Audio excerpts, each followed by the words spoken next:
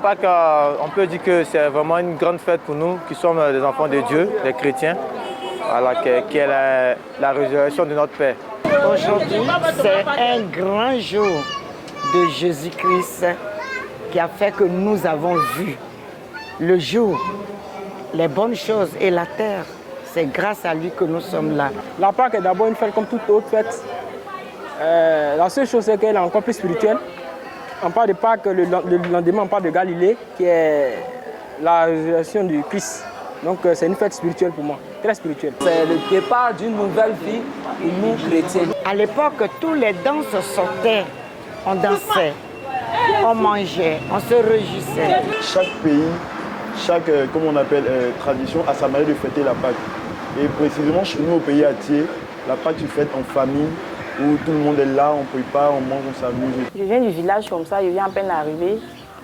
On était au village, je fêtais avec la famille, les grands-parents.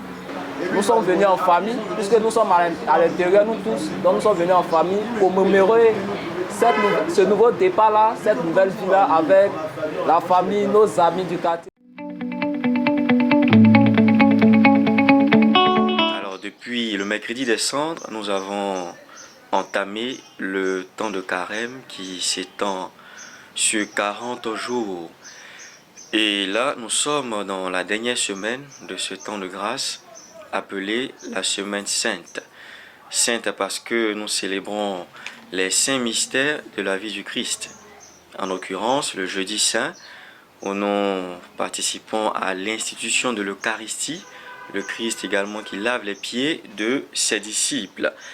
Le vendredi saint, qui nous fait vivre la passion et la mort du Seigneur Jésus-Christ sur la croix.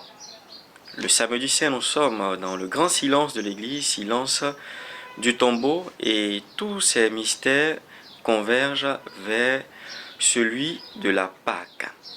Mais alors, qu'est-ce que la Pâque? Quelles sont les conséquences de cette Pâque pour chacune de nos personnes et comment vivre cette Pâque? La Pâque vient de l'hébreu Pessa, et qui tire ses origines dans la Pâque juive. La Pâque juive dans le livre de l'Exode, le chapitre 13, qui symbolise la sortie du peuple d'Israël d'Égypte pour parvenir en terre de Canaan. Mais aujourd'hui, lorsque nous parlons de la Pâque, il s'agit pour nous de la résurrection de notre Seigneur Jésus-Christ, après avoir passé 3 jours dans le tombeau. Mais quelles sont les conséquences d'une telle action posée par le Christ? Les conséquences, en première conséquence, nous pouvons noter que le Christ nous libère du péché. Et vous le savez, depuis le péché d'Adam et d'Ève, l'humanité était vouée à la mort. Comme saint Paul le dit en Romains 6, 23, le salaire du péché, c'est la mort. Et avec ce péché, il n'est pas possible pour nous d'avoir le salut. Voilà pourquoi le Christ meurt pour nous et nous apporte ce qu'on appelle la rédemption objective. C'est-à-dire, avec sa mort et sa résurrection, chaque personne a la possibilité d'entrer désormais dans le royaume des cieux. La deuxième conséquence, c'est que le Christ a fait de nous des créatures nouvelles. Et saint Paul le dit en 2 Corinthiens 5, 12, si quelqu'un est dans le Christ, il est désormais une créature nouvelle, les choses anciennes sont passées. Le Christ opère donc cette transformation de nos vies.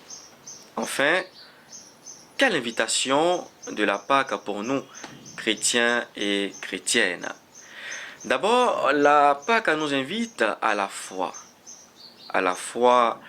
en la résurrection. Tout d'abord, font la résurrection parce que la résurrection, c'est le socle de notre foi. Et saint Paul, en 1 Corinthiens, nous dit, si le Christ n'est pas ressuscité, vaine est notre foi. Et donc, nous vivons là le mystère le plus grand de notre foi, auquel nous devons croire.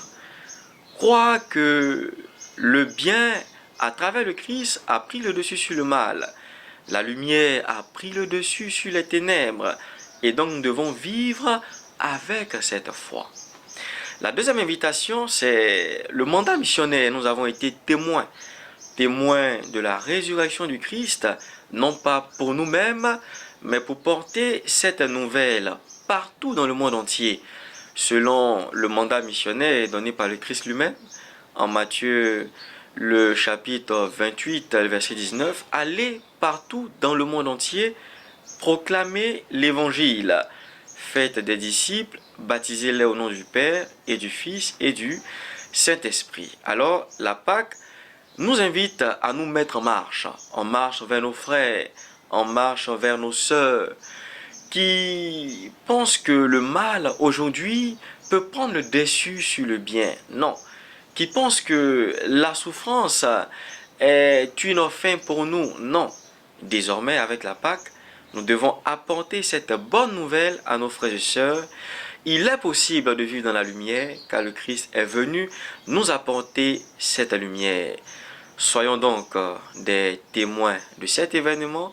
Tâchons d'être des missionnaires à temps et à contre-temps, malgré les épreuves, car nous savons désormais que le Christ pour nous est vivant et qu'il règne pour des siècles des siècles. Amen.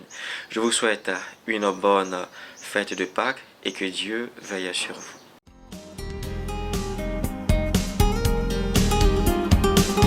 Abonnez-vous à Lamé TV sur YouTube et Facebook pour vous informer.